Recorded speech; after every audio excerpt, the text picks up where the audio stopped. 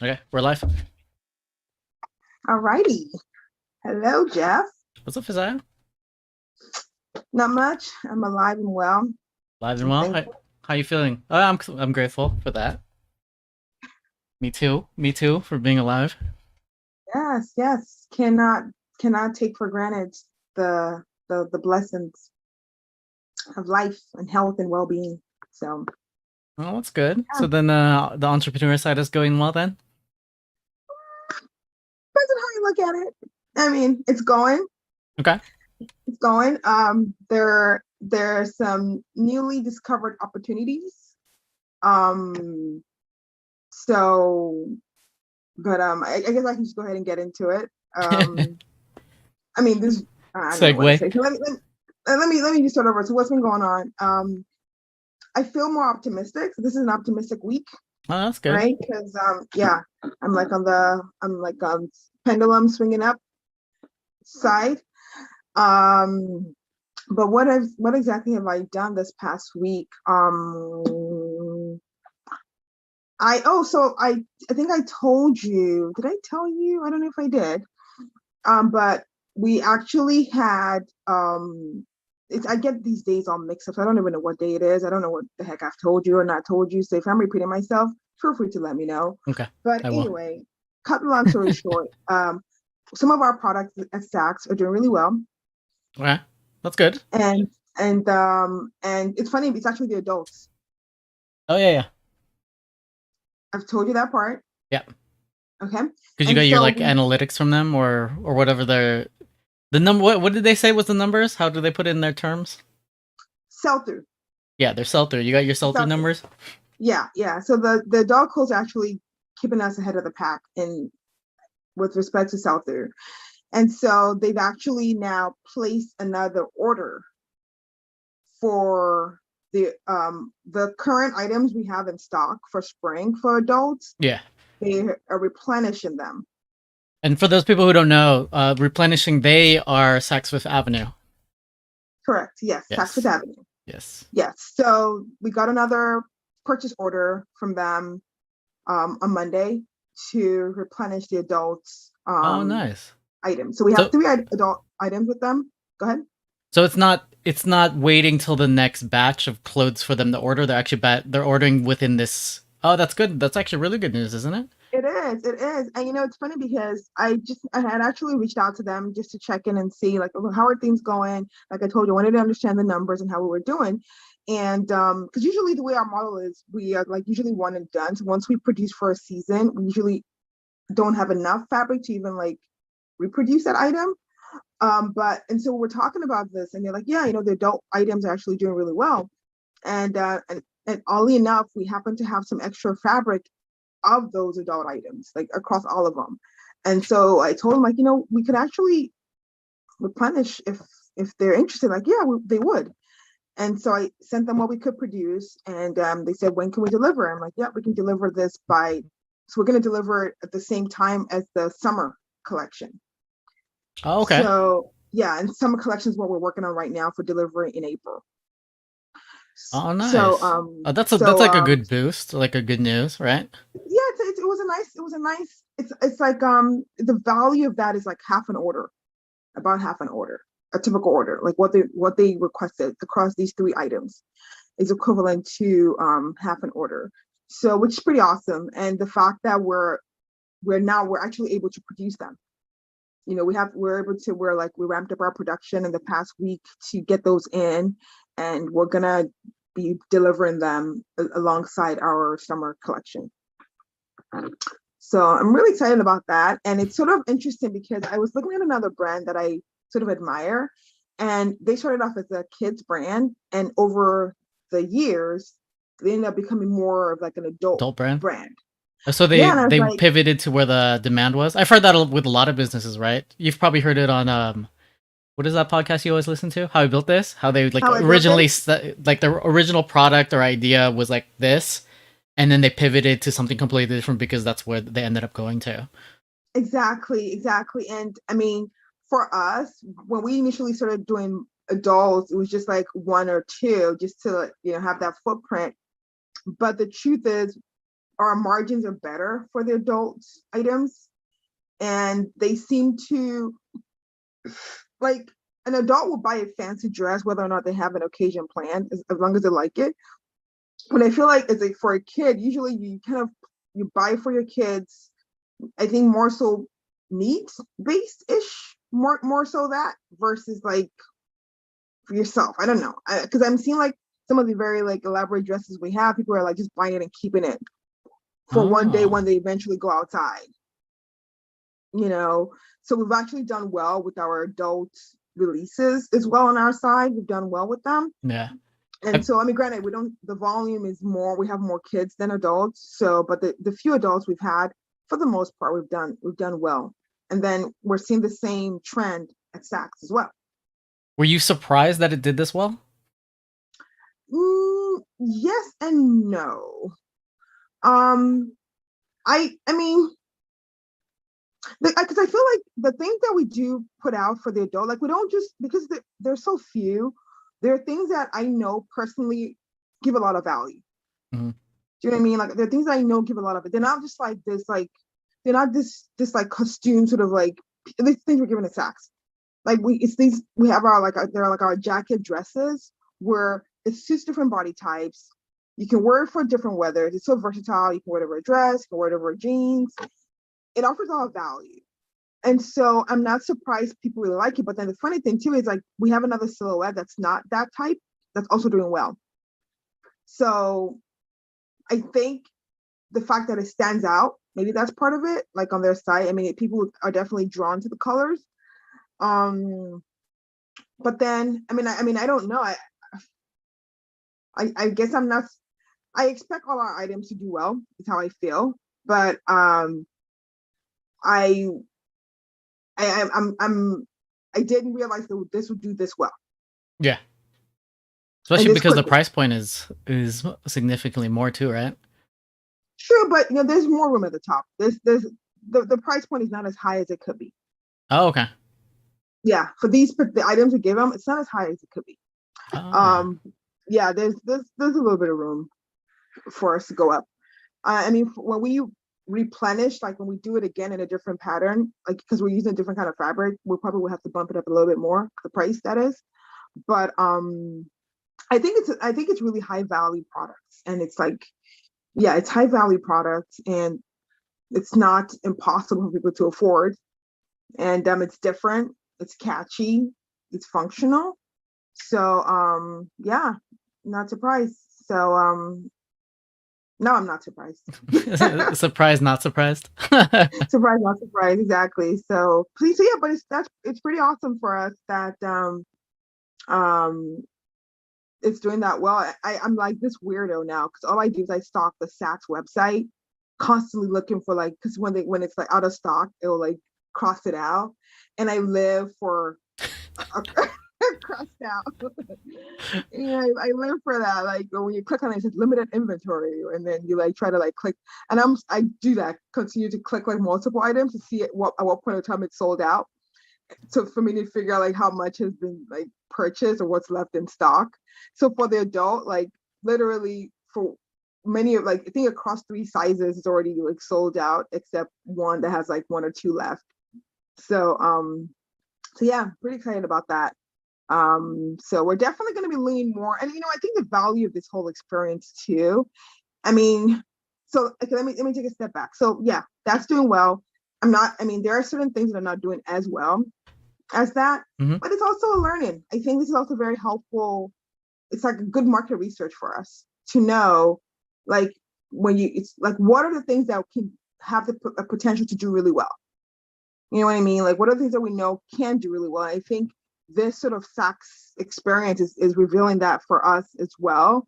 I'm beginning to see some trends even in the kids silhouettes. Like these silhouettes are good. Like they always do well, regardless of the pattern, regardless of the season, they always do well. These colors are always do well. Like I'm beginning to notice like yellow, the color yellow for kids seems to be very catchy. Oh, okay. So it's Always always seems like a best-selling color for you. it's a best-selling color. People like the vibrant colors. People like the maybe in these times I don't know, but they it just feels just more, maybe just more joyful. I don't know, but Yeah. people seem to like the color yellow. I'm beginning to notice. And yeah, certain silhouettes I'm also noticing are doing better than others. So that's helpful for us too, for as we plan our future production. But then, but on the other side, so that's good. That's the great news of what's been going on, at least on the Saks side, that we're selling on our own like site. We are selling little, but this is definitely slow season. We're not really moving a lot of inventory right now. I mean, we don't have a whole lot to sell anyway, so it's sort of okay. I mean, it's not okay, but it is what it is. Yeah. Here we are. But what was I gonna say? But so on the other side of the retail coin, so retail is great and everything, but one of the things that bites everyone in the butt when you're dealing with a retailer is chargebacks. Chargebacks. So returns? Is that what a chargeback Not is? returns. Chargebacks are the fees that your retailer can charge you for various reasons. Oh, okay. Like what? So it's like they have, when you're gonna engage with a retailer, they have like a Bible, they call it the vendor. I forget what it's called. It's called something, but it's like the list of things, like the bylaws, the do's and the don'ts. So for instance, they might tell you have to tag your item on this part of the garment. If you tag it perhaps in a different spot, you can get charged. And we're not talking about like $5, we're talking about $10, we're talking about hundreds of dollars. For a single item? It depends. It depends on what the issue is. So anyway, I decided to log into a vendor portal because I mean we're approaching the time when we are going to be getting paid, and and payment is another piece of the puzzle when you're dealing with retailers. It takes them a few months for you to get reimbursed. Yeah, what is that called? Net 90? Net 90, yes, Yeah. that means 90 days from when you send your invoice. So I noticed we had some chargebacks on our record. And some of the chargebacks were like some of them were like when we were packing our garments in the box, we didn't like separate the styles with like an actual physical item, like paper or cardboard. We just had them grouped, but we didn't have anything to separate them. So for each collection, that's $250. Oh. So I didn't realize this until recently. So we've already sent 2 to them. So that's $500. Yeah. And then I also noticed some additional chargebacks that I don't understand, that I'm just like, what is this about? One is like, we're missing 14 items from one of our collections. And that one I'm like actively disputing because I'm like, wait, this doesn't make any sense. Yeah. Because when I add our invent, because we're number one, we're stickler. Like we count and recount the heck out of our stuff before we send it to them. Yeah. And then on top of that, when you look at the numbers of our inventory, because we get our sell report from them every month that shows what we've sold and what we have left. When you compare that number to what we were initially supposed to provide, it's an alignment. So I'm like, if we were missing 14 items, our sell report will be different from our initial order. So I'm like freaking CIA, like getting all my all my evidence, like what the heck? That was like $840. Oh, $840 chargeback for missing 14 pieces? Yes, that's just, it sort of came down to that. So I was like, what the heck is this? And so I emailed my buyers like, okay, guys, I need you to look into this. I don't know what the heck's going on, but this is not us. I don't know where this came from. And then also the piece about the whole not separating the packaging, like, come on, give us a break. Like, can we get appeal to have this waived, at least for this time? Now we know it won't happen again. So they're looking into it. And then like, as this is happening, I decided to go back into the portal. I see yet another chargeback, another $250. And the issue here is that we didn't send an advance shipment notice. So every time you're going to send your inventory to the retailer, you have to send them an electronic notice that the shipment is coming. It's called an ASN notice, advanced shipment notice. And we do all our like emailing and like electronic communications through a a portal, a vendor portal. And so when they said, so when I saw that, I'm like, we didn't send that. I mean, I knew I had just gone back from Nigeria when I sent that order. So I'm like, did I have jet? I could have been like sleep deprived or like jet lagged and didn't know what the heck I was doing when I sent that. So I'm like, let me go ask the portal people, like, can you tell me the actions I took on this PO before I sent the shipment? Does it show that I sent the ASN? And they're like, yeah, we see you send the ASN. And on top of that, Saks sent you a notice to confirm that they received the ASN. So I was like, okay, now what the heck is this about then? I mean, because not only did I send it, they sent confirmation. Yeah. And then on top of that, it says that the item was delivered on 3/12, which was not the case. Our items were delivered in January 16th or 22nd, I mean. So now I'm like all like worried, like I don't know what the heck is going on with their record keeping. Like something is going on that does not make sense. And so I emailed the buyers, like, I don't know if they're like mixing up our records with some other vendors' records, but these chargebacks do not make any sense. We didn't send anything in March. The last time we sent any products was January. And we sent the ESN and you all sent confirmation. So I don't understand what this is about. So I haven't heard back from them, but I'm sure they're looking into it. Point is though, when you're dealing with a retailer, you have to be on it. You have to be on it. And I mean, for me now, it's like with all these things that have happened, I'm like, although we didn't, I mean, the one thing that we did was not having the packaging divided. Yes, that's on us. Yeah. But even on top of that, it's now a lesson for me to have like a checklist when we are going to be doing any sort of retail fulfillment. We're going to have like a checklist of things that we have to make sure that, are in place before we send that Thank you. stock to them. So that's that story. Heavy sigh. Yeah, so that's the good and the bad of, and this is what people talk about when you're thinking about being a retailer. These are the things you have to contend with.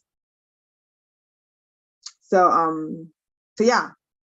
So yeah, that was that. What else? So I've been, what did I do? I've discovered a new podcast that I'm actually finding to be kind of useful. It's called Product Bosses. Product bosses? So is it all e-commerce or is it just products in general? Well, so far it all seems to be e-commerce. Okay, that's good. For the most part, yeah.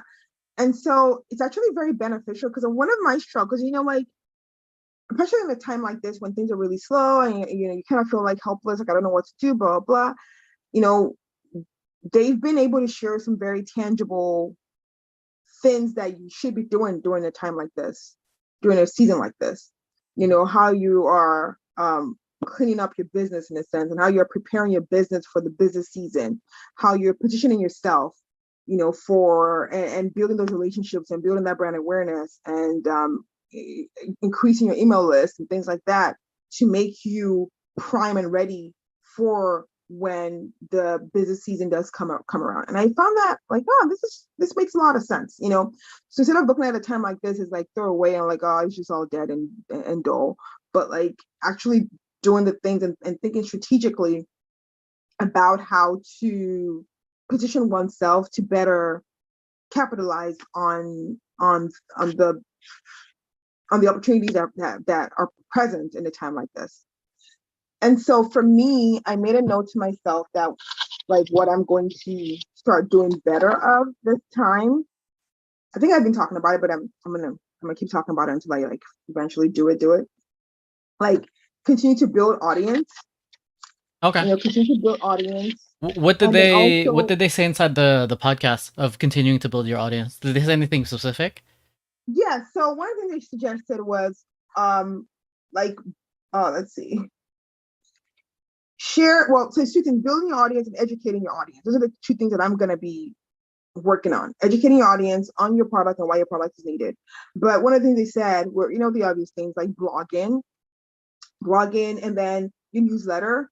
They made that really, really important. And I didn't finish that episode, but yeah, your newsletter, your newsletter. newsletter. Got the cliff notes. Well, yeah, yeah, but I didn't. I'm not through that episode. But yeah, so a lot of it comes down to and but then also doing those things with intent, right? Yep. Not just doing it just like randomly, but like actually having a goal of what it is you're trying to accomplish for your customers. So whether it's like I said, maybe it's education for them. So in my case, it could be just like showing them like 5 ways to style your um a jumpsuit Yeah. or whatever, or I don't know. Let's see, just something that's relevant to what my audience would be looking for. Maybe like 5 quick lunches for your kids or quick activities for that's a good one. Noted. I'm gonna write that down. Yeah, because we're always kids are always bored, especially these times. Yeah, and parents always need something to do. Yeah. So for me, it's actually more important like now than ever. Like actually pushing product does not really even seem to it does not need to be the focus right now. Yeah. Right now it needs to not be about product. It should not be about like pushing product. I mean, either way, I mean I'm pushing, but it's not pushing. So, might as well just like, and then the truth is I don't really even have like a ton of products to push anyway. Like I don't have any like new releases. All I have is all I have. So I might as well just focus on this time instead of like looking at it as well, I'm not selling and just like it's all wasted time. But using this time to continue to nurture those relationships and making that the focus, like how can I continue to serve these people, how can I continue to be there for my audience and continue to be a resource for them, and that's the focus.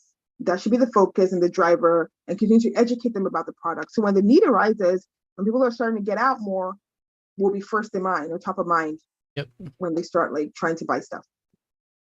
No, that makes sense because there's a lot of people who talk about you're not really a product company. You're more of a media company that sells products. Mm-hmm.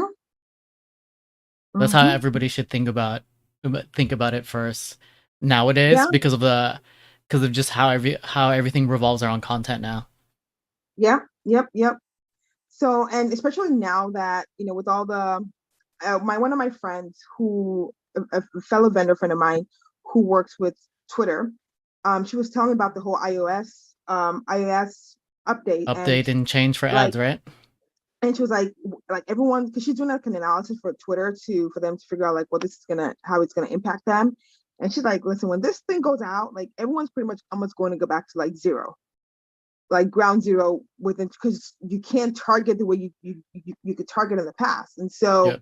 one one is going to have to start thinking about other ways to reach out, and you cannot rely on ads the way we've relied on ads in the past. So Do it's you really imperative, did you have a summary to of?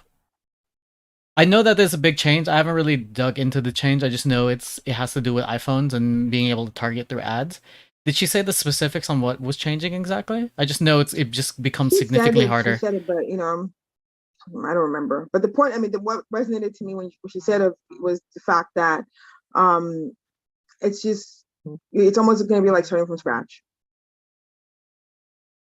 So all the learnings and things like that of these people, like you're not going to have access to those things anymore.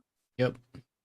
So one has to think outside of the ad game. And for me, I've always thought about, I think I shared this last time, about just trying to just build those relationships. I think that's going to be the difference maker for Elisa Mama, is leveraging other businesses and coming together and sharing our networks and just continuing to like connect and Yeah. continue to build that visibility instead of trying to do it all by oneself, but coming together with other like-minded businesses and people doing whatever they're doing and leveraging one another's network to continue to grow our network versus trying to do it all through ads, like you know.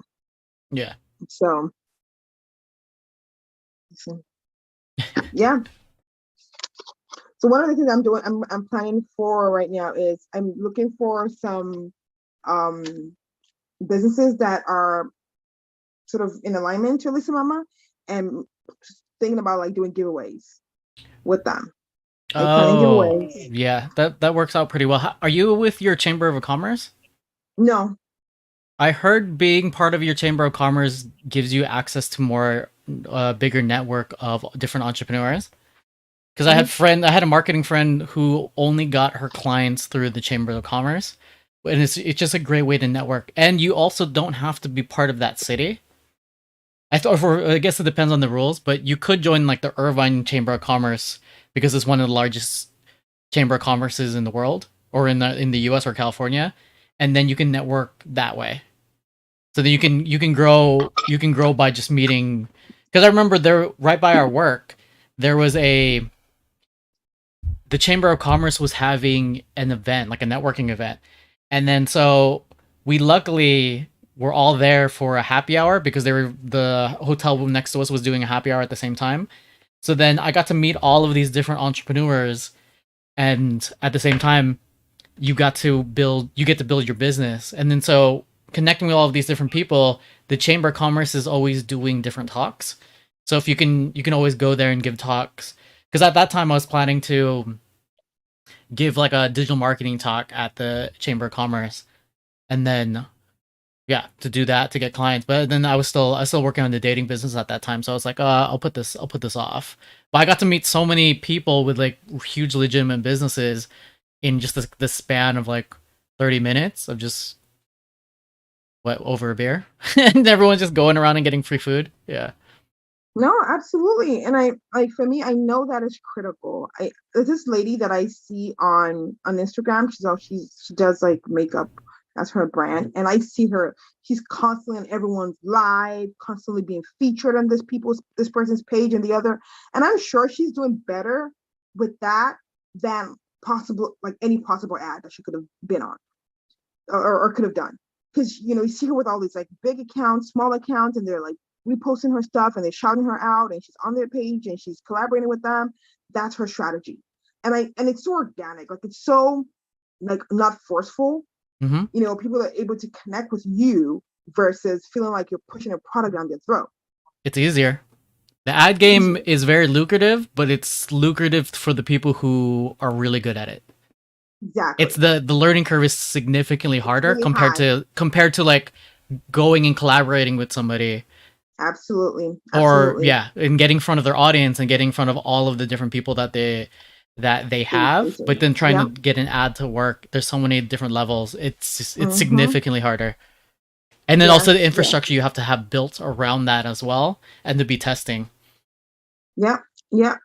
So yeah, that's my goal, is just to continue to do better about, reaching out and connecting and just building those relationships. And feel like, I feel like I can do it. I think I'm capable. I just have to just continue to do more of it and be more strategic about around it too.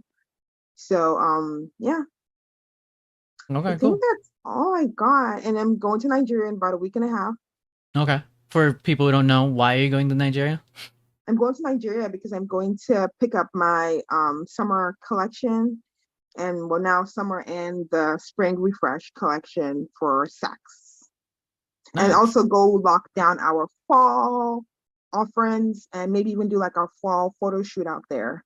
Oh, nice. So you're So gonna go through the whole creative production process of starting a new line, and then go through getting all the new patterns. we've already been doing that. So we've been working on this for the last few months. We've been, sourcing fabric, creating samples. But one of the things that we were holding out on was I wanted to really study what was going on with Saks before we finalize our fall items, just to get an idea of like what's doing well, and sort of plan off of that. So now that we kind of know what it is that's happening, we're gonna now start like locking down our fall, and not even just fall, like even fall and resort collection. Resort is like Christmas. Hmm. Yeah, it's crazy Wait, because why was like resort called Christmas? Or why is resort because Christmas? during that time of the year, that's when the rich people, like early January, the rich people go to warm climates to go on their vacation. So Okay, that's I what it's get it called. now. That That's actually what it's makes a lot called. of sense now. Yeah, it's called Resort Collection. So we're gonna be planning that and hopefully be at a place to lock that down at least substantially when I'm out there. So which is awesome because excuse me. Yeah, usually we don't move this fast, but I like how they're now pushing us to be you know, to think far ahead Yeah, that's good. and not be like just so reactive. So it's kind of cool. It's kind of cool. Um, and yeah. And one of the things that I'm also trying to do now, I think I've talked about this as well before, is just like just be better, like be more thoughtful around our creatives for each like release or each collection, because like launching is a whole like it's a whole thing on its own. And I actually want to do a better job of even studying about like launching a new product. You should. The Yeah, the industry and the thought that goes into a huge product launch, it's pretty massive. of course. And it's significant. Yep. And it's like psychology, Yep. trying to get people ready and people excited about your launch. It's huge. So I want to spend more time trying to understand and just understand the science and some of the things to do around a launch. So that's kind of all what I want to like use this period for, is continue to get better and wiser around launching and having the right images, the right creatives. I'm actually looking for like a almost like an art director person that say, okay, these are the clothes we have for this release. Now help us come up with a narrative around this collection. Yeah. And then that would also fit into our photo shoots, our social media posting, our emails. But I'm not even sure what that is, or who that, you know what I mean? Like what are they even called? It depends. Different people do that task. It could be a marketing coordinator that has done that task before. Art director has done that task before. I've done that task as a marketing coordinator, where I got to set the theme of our catalog and then the photo shoot, so the narrative of how they wanted to sell the products. So it just depends on, you can assign it to anybody who has that type of experience or is just creative. If you just give them like the parameters, you're just like, okay, here's what the ideas that I have, and here's, I just want this type of story, and then you can just start brainstorming based off of that, and here's the feel that we're going for now. Come back to me with all the different ideas and thoughts and storylines, narratives that you think would fit this very well. Come back with maybe the different scenes or the overall tying storyline and narrative, and then let's discuss this, and then we'll get back together, and then we'll talk about what's doable, what's not doable, what I like, what I don't like, and then we'll edit it from there, and then we'll come back together again. So I've done that, and it just depends on the marketing director and who's directing it. Yeah, I wish I had someone like that, like yeah, yeah, that could just provide that creative or that vision for each collection, because I don't want it to be like disjointed where it's like this clothes, that clothes, blah, blah, blah. It's just like, okay, Yeah, here's a bunch of clothes, but actually be able to tie it all together in a way that's like harmonious and catchy at the same time. makes sense. Because in the speech, it's they call it a through line, or it's also in big marketing campaigns, it's called your main idea. So you think about what is your through line through all the pieces, and what's the narrative of how you want to tell everything. Because like for like some Nike campaigns, they'll talk about, it'll be like a runner by themselves on like a road, and then so everything ties together with that narrative or that release. So then you could think about it in that way as well, of what is my through line, what is my through line that I want to keep, that ties all of the pieces together, and that my audience will like, and that I want to tell the story about. Yeah, but so yeah, I don't know where I would even. I'm Just like, I wouldn't even know what to put out there that I'm looking for. yeah, I don't know what you Yeah, would put out there that wouldn't cost a lot of money. that's But you that's could true. you could find a really creative marketing, like it would be a marketing or artistic person. You can think of like it has to be somebody who, it could be a graphic designer, could be a marketing person, it could be a public relations person, but the biggest thing you need is somebody who's great at telling a narrative. It'd be That nice if they can take pictures too. Oh yeah, if they could take pictures, that'd be good, that'd be great. But that's what you'd be looking for, someone who can tell a narrative, or has a great way of tying things together, and then has a lot of great ideas in terms of story. Yeah. Yeah, because you're not going to want to Things put like art that. director out there, because then you'll get people, and then it can be super expensive. No, no, they'll price themselves out. But yeah, that's one thing that I wish that I honestly, if I could find someone that could do that, I would make the investment because I think it's so critical. I think it's so critical because for us, it's so much about the visual. It is. And me, and this is, and I feel like I'm always up against trying to um, circumvent the traditional stereotype of African prince. You know what I mean? Like, and always trying to present these things in a way whereby is accessible Indifferent. and it's different, but also everyone feeling like, yeah, this can work for me. Oh, I You got you. know, I get you by what you mean by accessible. That they can wear it. That they can wear it. You can wear it yeah. anywhere and showing them how, and like making them feel connected to the story or to the visual or to I don't know everything. Yep. You know, so yeah, but I don't know. I don't know what that person would be or who that. Maybe I just need to find someone that's very like maybe like a student who's a very creative, like a art student or something. Why don't you? So one of the things you could do is you could try checking in different colleges, because I know I keep getting emails from my previous like business alum, because they keep asking for anybody who has their own business that can take on interns to give them the experience and get the help. But I'm pretty sure if you reached out to art colleges that were looking for interns to give them that type of experience, that they would gladly be able to find students that would want to be part of that. What are the art colleges like out here? Um, FITM, or for the fashion, you could just probably type in art colleges, and you could go to all of the different art departments within the community colleges as well. So But big it all. doesn't have to be local. The person could even be like in freaking like I don't know Oh yeah, yeah. anywhere. But I mean, this would be the easiest place to start because you know the area, and then go beyond it. Okay, maybe I can like look up for my professors or something and just share what I'm trying. I just Yeah, have to like be able to document what I'm looking for. yeah. You could go to reach out to the what is the department chair, ask them if they're looking for interns or if there's any opportunities. And then just explain what your opportunity is of being able to collaborate with a student and give them the experience of being like a creative director to help manage all the imaging and to give them the experience that they need to get real world experience before they graduate. I'm pretty sure that you'll be able to find what there's a bunch of different programs that will have that are looking for interns. You just need to get to the right person.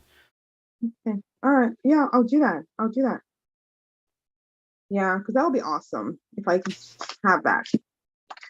So, I mean, even now that I'm going to Nigeria, because I want to obviously take advantage of the time out there to do some pictures, it's like even thinking about like, okay, what am I trying, what story am I trying to tell? What am I trying to do? You know, it's not just a matter of just taking pictures, but like making it tying well together. And I don't know. Yeah, and then you got to think of your color palette, the theme, and Yeah, then you got to figure out your locations. yeah, we're gonna be like at a beach, we're gonna be like in the city. Yeah. Are we gonna be like, at a grocery store? Or are we gonna be in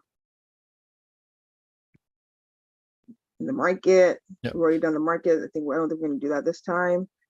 Um, I don't know. Yeah, there we go. Your ring light. Ring light there. So yeah. Anyway, so that's what's going on. That's what's been on my mind. What else? I think that's it. Okay, that's good. Keeping Mhm. busy. Yeah. What about you? What's going on? So what's been on my mind is I was I've been creating easy content. Basically, it's going through articles and then giving my feedback. But part of me, I was doing like competitor analysis and looking at in the crypto space to see what other content creators are.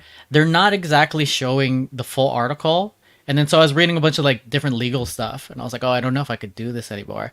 Like go over like a good amount of the article to be able to, Fair use, fair use. I'm not a lawyer for anybody who's listening, so do your own research. But fair use, it's not taking away from the original consumption of whatever the article was or the medium, but you have to give like enough of a critique, enough of a modification from the original, and informing on top of that, or how you change it, that it's its own entity.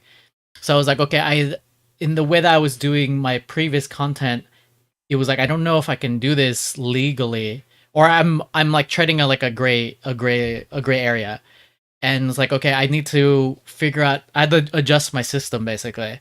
So the whole time was, okay, I need to create a better system of collecting all the content, and then being able to report on the content, and then on top of that, combine what I was learning with film and cinematography with my previous videos. Now inject that into news, so the news isn't just boring. So it was like combining all of that together, trying to figure out, okay, what can I do? And then on top of that, using some of the concepts I learned from all the previous businesses, was create long form content and then be able to create micro content from that. So it was like, okay, how do I create a long form episode that has a strong narrative within some of these news pieces, tie them together, like tie all the stories together to be able to give more of a new take on everything without having to report on each individual story where I take too much of the original content that it could be copyrighted. So then that was like going through a lot of people's different content, reading a lot of news articles, and then just figuring out, like, okay, so it was like a few days of just brainstorming, looking at successful segments of the YouTube videos or YouTube shows, existing shows, podcasts, and then coming up with different types of like segments, and then trying to figure out, okay, what can I do, or what's within the market that is different from what's existing, that I can provide, that makes it so that it differentiates myself from everybody else. So that's what I've been working on, and I've been collecting it. So I'm probably gonna go with like a new long form episode style next week, because I have everything and structured it out. I'm just naming and branding all like the different segments, and then like holding it in, paring it down to like the essentials.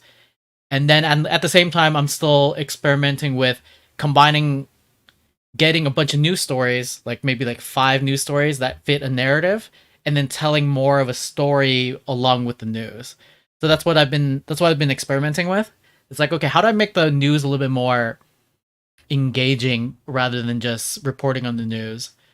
And then on top of that, it's doing all the company research, participating in all these crazy TGE events, which is token gathering events. It's like an IPO for a stock, right? When the company goes public, everybody is trying to get in at a good price. So there was the TGE event that happened recently, and I'm like refreshing, and I'm learning all of this stuff.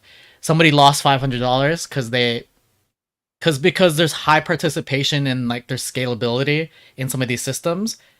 There's no other in these decentralized exchanges, like stock markets basically.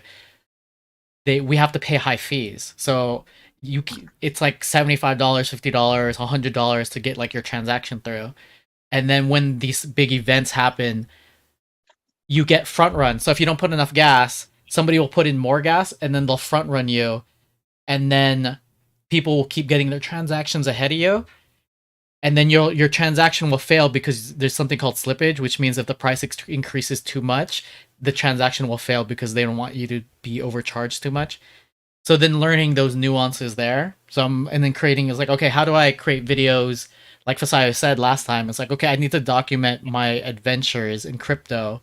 So it's like, okay, it's like I need to start creating these narratives of what exactly happens inside these events, and like what I'm doing and what I'm trading in as well. And then so that's what I've been doing. And then at the same time checking in with the ads and then performance. And then I killed one of the ads because it got past break even, and then one of the ads currently is getting close to break even. And yeah, I just been adjusting it based on what I learned from the previous consulting call. And I then was yeah. gonna tell you something about the ad. So remember how we talked about like when we like the where should the ad take people to? And I think I remember I said that I feel like I wanted to take them to the product Oh yeah, yeah, we or talked about that. something. I said it would probably be better to have individual ads run directly to the product page. Yeah, and it's funny. I actually heard of that same thing on some podcast or something recently where they're like, yeah, you don't want to have them go to the homepage with like so No. many things at one time. If they're clicking on an image that they're interested in, that you want to make that journey to that item easy for them Yeah, versus having them go to your homepage where it's like clustered with all these different things on there. yeah. Because I remember when we were looking at the competitor going inside the ad library and looking at one of the brands to aspire to. I remember they had one of the brands had individual pictures and individual ads that go to those specific products. And I remember saying it would probably be good to test this out because the ad congruency based on seeing the ad going to a landing page with that specific product will probably convert better.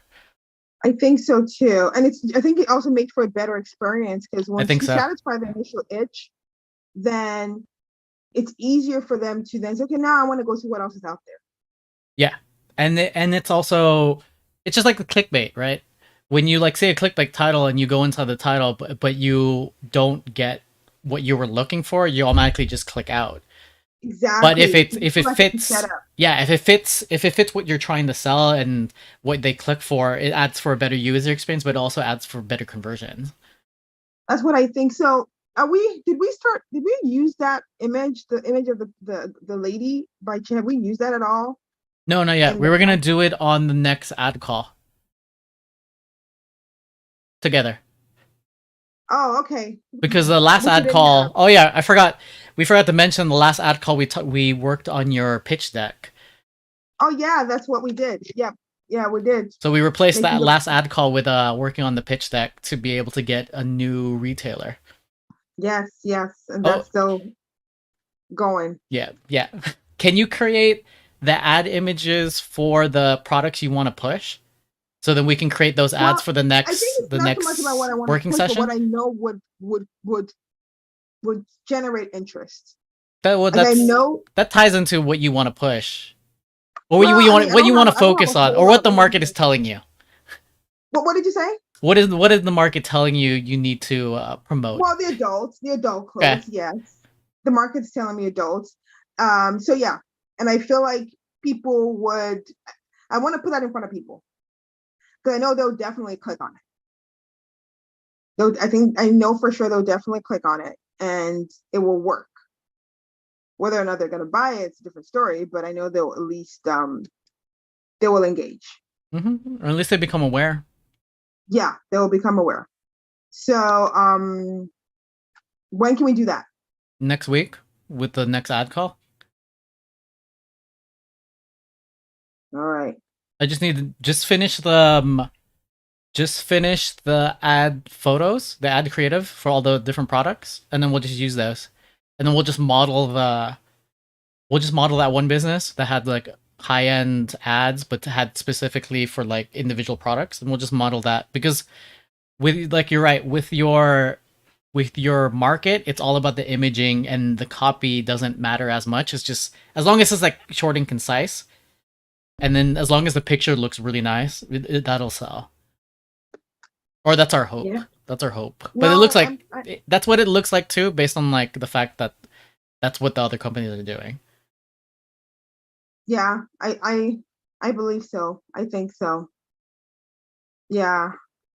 Let me see. I'm doing something here. Okay. Yeah, I really feel strongly that those would resonate. I think those would make a difference. Mhm. Yeah, especially if we go back to those, maybe something we can even target to the people who have already engaged, like the Pottery Barn customers who've already engaged with the brand or have been advertised to at some point. I think if they were targeted with those ads, Mm. I think they'll probably bite. Yeah, I think so. We can set a few different ads. To retargeting people who've engaged with the video, watched over a certain percentage with one of the previous ads. Usually, that's a higher converting ad in general. and then existing one of the ads that's still doing decent is over break even right now is a lookalike audience 1% of the US of existing customers or customers who've engaged with Elisa Mama brand based on your email your email list. So that's the one that's still break even right now. And that's the one that I'm monitoring to make sure that it's still doing well. And then yeah, those are going to be the two things that we'll test, and we'll just and then test it going to a specific product. I think that'll jump up the conversions because I remember learning that of how ad congruent and the keeping the branding and the messaging the same across the different platforms will help keep people not being confused, because when people are confused they don't buy. Yeah, because who has time to? People are looking from their cell phones. Who has time to start scrolling through a bunch of things to push that first interaction? Like it's taking a lot of people, lot out of people to like interrupt their scrolling to go to your site, and then they get to your site, they can't find what they're looking for. It's like, why am I here? Get out of here. Yeah, that's true, because when I look at the analytics, people are clicking we're the impressions are good, people are clicking on the ads, but the conversions aren't as good. So then now it's okay, what can we do to fix the conversions in that sense, and then so we can start testing that. I'm also thinking about increasing their sign up um discount. Okay. So I think right now it's at 10%. Yeah, I'm thinking about bumping it up to like 15 or 20. do it. Oh, Yeah. you should test out 20, because that's what that one company's doing. Yeah, 20 is the number I had in mind. And I'm And okay with that because right now, the goal right now is really to continue to build that brand awareness yep. and make people try the brand. It's not, I mean, this is not the time of like trying to make buku sales or anything like that. Anyway, it's just trying to get more and more people to know about Elisa Mama. So Yeah. when they're ready to really spend, they'll consider Elisa Mama. Yeah, and your hyper buyers buy a lot. Mm-hmm. Mm-hmm. So it's just Yeah. the more people that you can get to, the more people that you can get as a customer, the higher likelihood they will become a brand evangelist and purchase more in the future. And Mm-hmm. then in I think that by the end of this year, I think it'll be nice. One of the things that I'll probably do is just to look at your metrics to see lifetime value of different customers and see if I can pull that from the data that you have. Mm-hmm. Yeah. There's this website, Mother Mag, that consistently um brings customers over. Like I've gotten at least 4 or 5 people who have purchased from that website. Okay, you can start looking into why. I don't know why. You don't know why. See, that's good to know, because then if there's people Oh, coming over there. actually, that was actually I think that was a PR thing. Oh, nice. Yeah, that was a PR thing. Ironically, yeah, Oh, okay, see. they were good for one thing. Yeah, they were good for something. Yeah, it was a PR placement. Yeah, if it's like a Black Friday, black businesses to shop from on Black Friday or something. Oh, okay. That's good. Yeah, but yeah, people still buy off of that. Oh, with the also with the 20% off and building your list, creating a separate landing page for just that as well to keep the, like we were talking about on the theme of ad congruency, will have higher conversions. I've What seen would be on that landing page?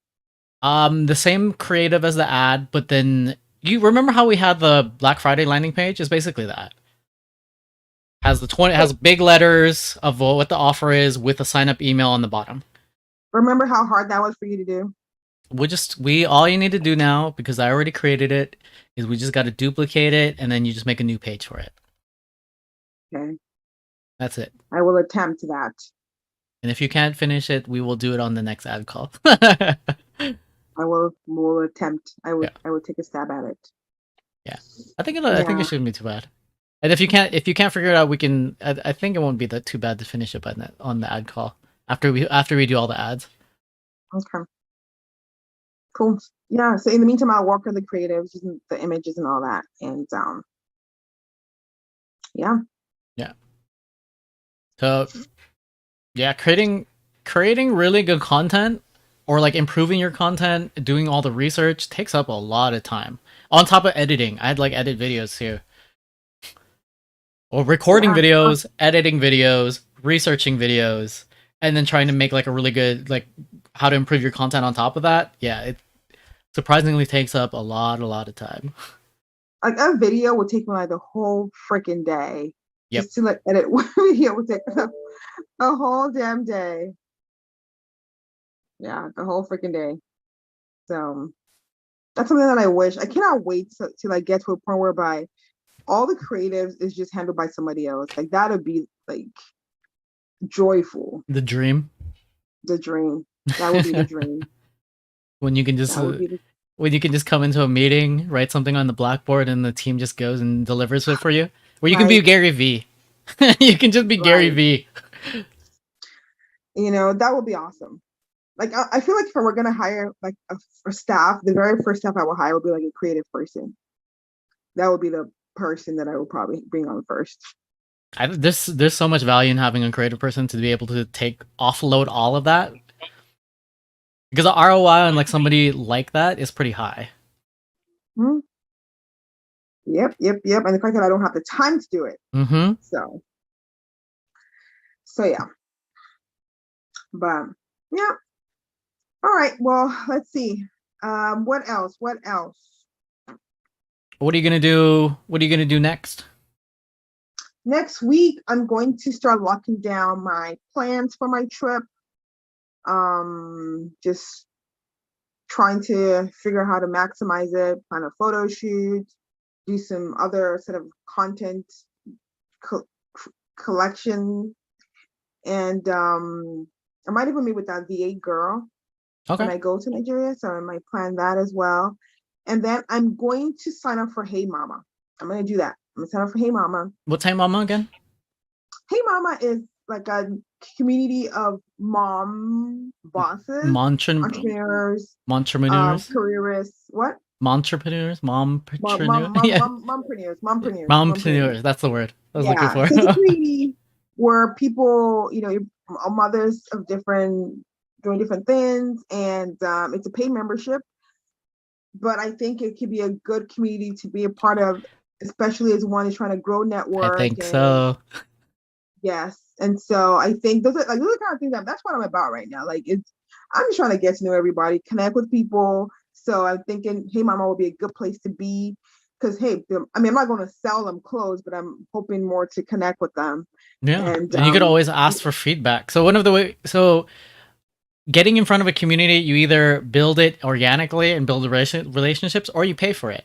One of the best ways I've gotten to know like my exact target market was paying for like a service like that, was getting into like a product, paying for a service, and then now I have access to their private Facebook, and then now I'll ask questions. I'm like, oh, can I get feedback on this? And then like indirectly, if they like the product, they'll indirectly purchase from you. So it's a win-win. exactly. Like I'm looking at like one of my vendor friends was actually the one who got me introduced Hey Mama to me.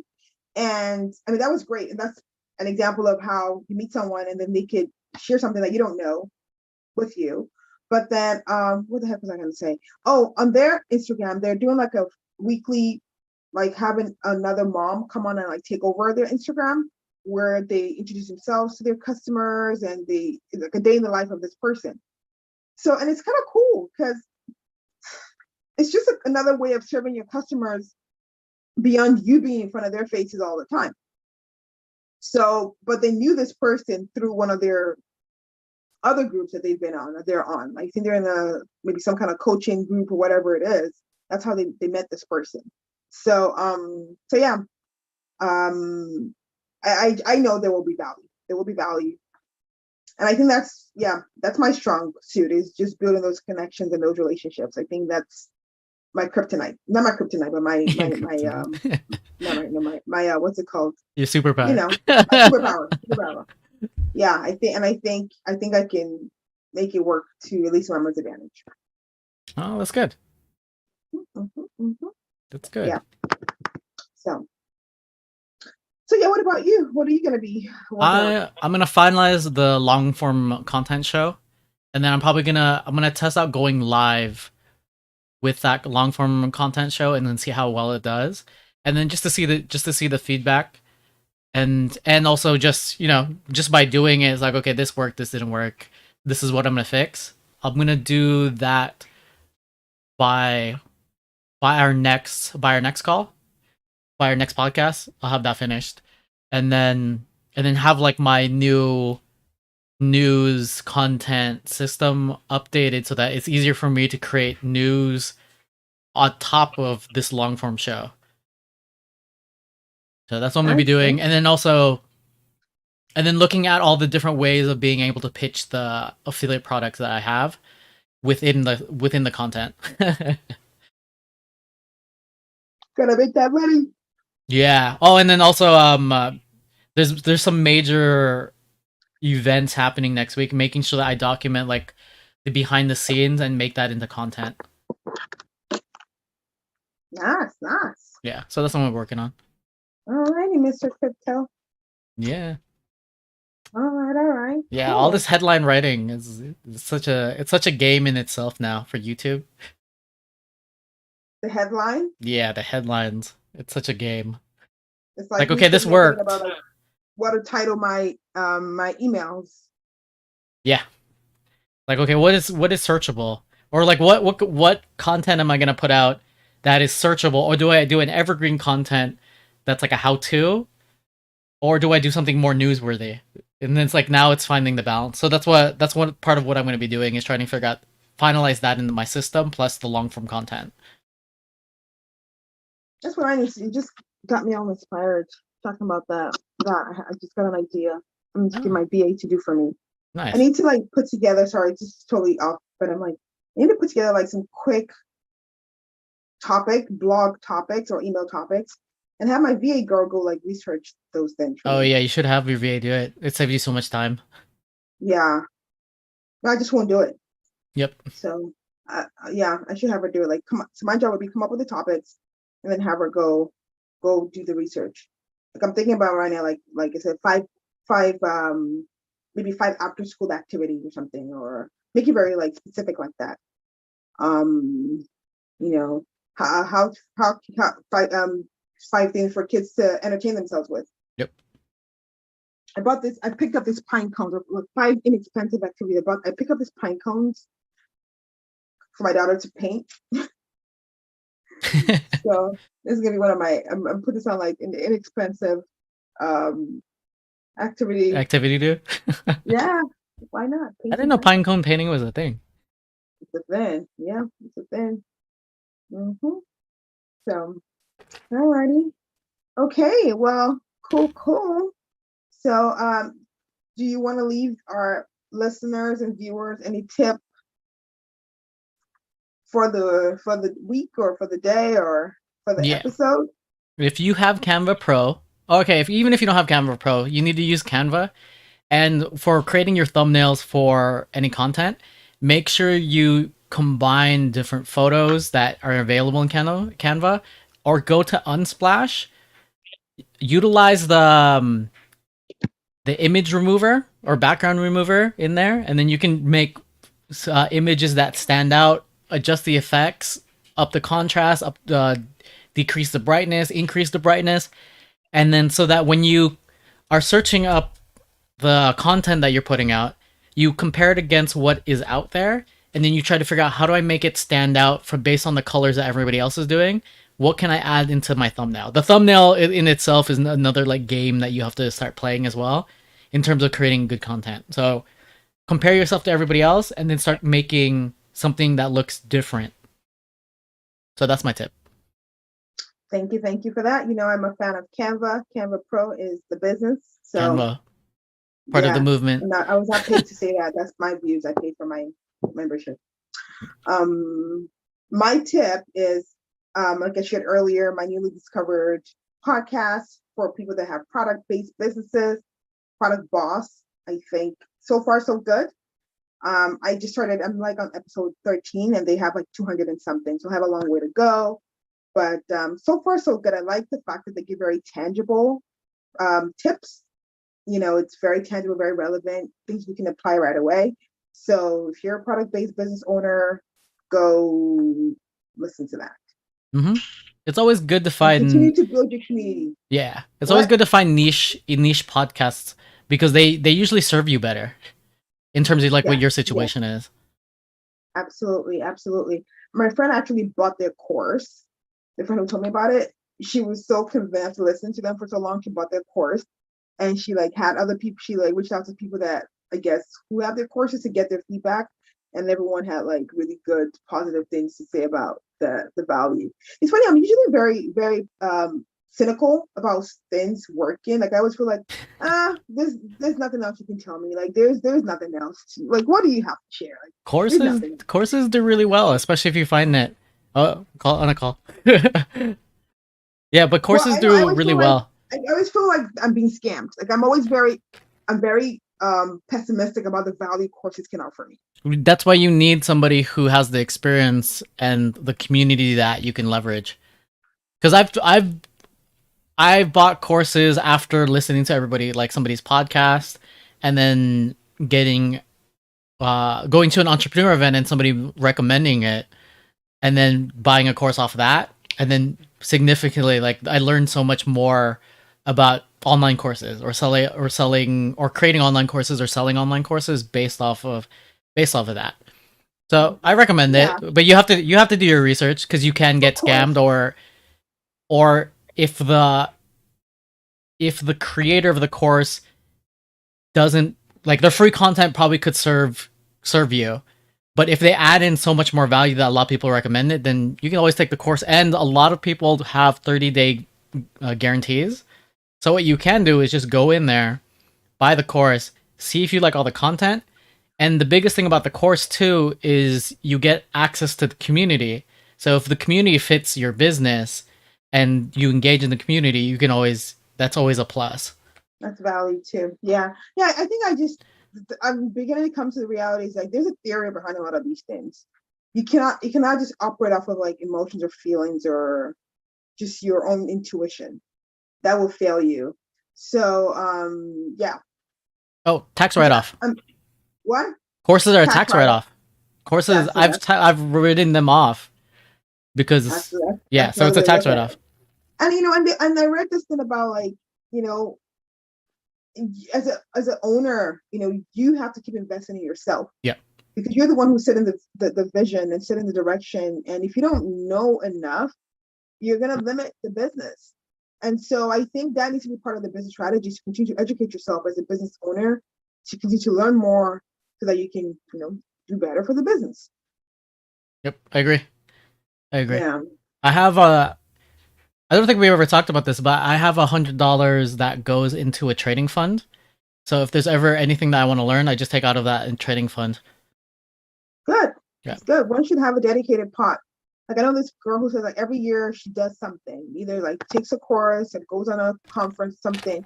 Every year she does something like a self-improvement type investment. Yeah. So okie dokes. So I think that brings us to the end. My home is quiet today. Everyone's gone to the park. Oh, I was surprised. I was wondering why nobody came in. No one has come in telling me and ranting and raving about how they're bored and they want snacks and candy. So this is like prime time for me. So I need to like I need to utilize this time. Yeah. So but anyhow. Well, thank you so much, Jeffrey. Yeah. Thanks for that. And you're gonna take us out Yep. per Uh, usual. till next time, do the damn thing. The damn thing, guys. Do the damn thing. All righty. Subscribe to the Love. podcast. Subscribe to the YouTube channel. That's specifically Yeah. just entrepreneurs with jobs now or behind the hustle. And yeah, we'll see you guys next time. All right. Bye. Bye-bye. Oh, well, forgot I have to stop at the